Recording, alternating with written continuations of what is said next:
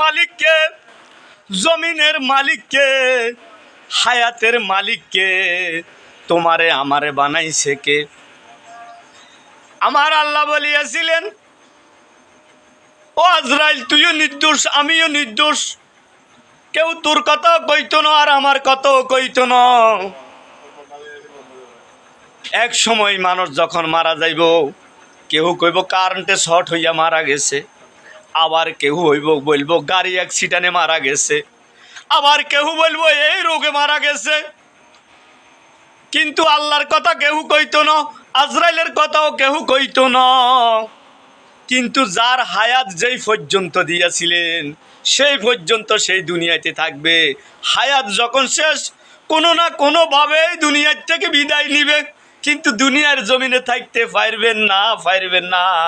সবার একটা নির্ধারিত টাইম দিছে, কিন্তু আমরা কিন্তু জানি না কার টাইম কোন পর্যন্ত আছে। কিন্তু আমরা এই কথা আমরা নিজেরাই জানি না। যেই দিন টাইম শেষ হয়ে যাবে সেই দিনে তখন আজরাইল আলাইহিস সালাম আইসা তোমার সামনে হাজির হইয়া যাবে।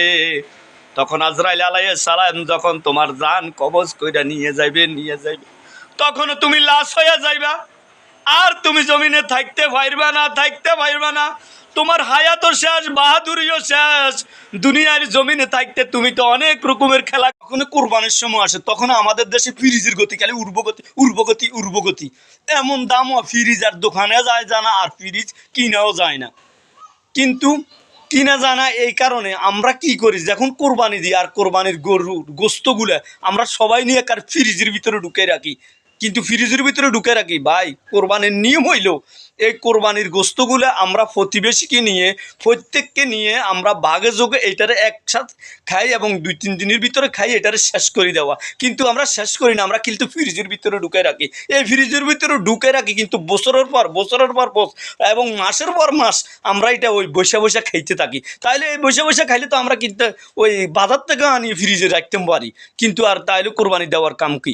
এবং প্রত্যেক ভাইদেরকে বলি, ভাইয়া আসলে এইগুলো ফ্রিজে রাখা না রাখলে কিন্তু উত্তম কাজ, যদি না রাখেন তাহলে উত্তম কাজ। আমি বলি, আপনি বলি, কিন্তু আমরা কোরবানি দিলাম আর কোরবানির গোস্তগুলো আমরা ফ্রিজে রাখলাম। এই ফ্রিজে রাখি কিন্তু ফ্রিজ ভর্তি করি আমরা ধীরে আমরা খাইতে থাকি। কিন্তু ভাইয়া, কিন্তু এই কোরবানির গোস্ত নিয়ম হইল আত্মীয় স্বজন, পাড়া প্রতিবেশী সবাইকে নিয়ে ভাগযোগ করি এবং জলদি করি এটারে শেষ করে দেওয়া হলে উত্তম কাজ। এই উত্তম কাজ যারা করেন তাদেরকে হাজার ধন্যবাদ এবং তাদের প্রতি রইল অসংখ্য ভালোবাসা। আর আমরা যারা ফ্রিজ ভর্তি রাখি বছরের পর বছর, মাসের পর